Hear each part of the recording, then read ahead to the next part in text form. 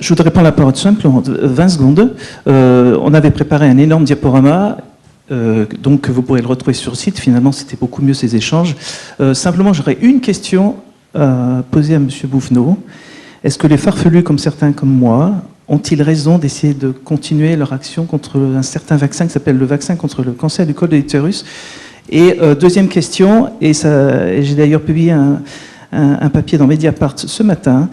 Personnellement, je remets complètement en cause les personnes décideurs du comité technique de vaccination et je pose dans ce blog, auquel j'aimerais bien que les gens répondent, comment sont-ils nommés, sachant qu'ils n'ont pas été soumis, ils sont pas partis suite à l'affaire Mediator, puisque les changements à la NSM et à la HAS ont fait suite à l'affaire Mediator. Le comité technique de vaccination, le Haut Conseil de santé publique, qui dicte leur loi sur une vaccination qui va bientôt se faire dans les écoles, pour les petits garçons à partir de 9 ans, sans l'avis des parents, puisqu'on ne parle plus du consentement éclairé, on parle du refus éclairé. Donc j'aimerais, professeur Bouvenot, est-ce qu'on a raison de continuer de chercher, nous, petits médecins, et savoir pourquoi on doit vacciner contre le cancer du col de l'utérus? Mais moi, ma réponse, elle est très claire.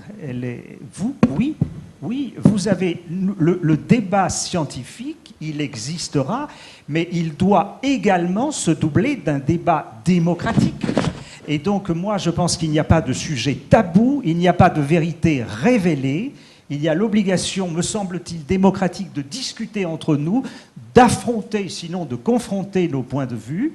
La commission de transparence sur ces vaccins a eu une position qui a toujours été très prudente, peut-être trop, je n'en sais rien, on n'a pas le temps là. Mais moi, je vous dis, cher Philippe de Chazourne, que votre action ne m'a jamais choqué, que je ne la condamne pas et ne la critique même pas.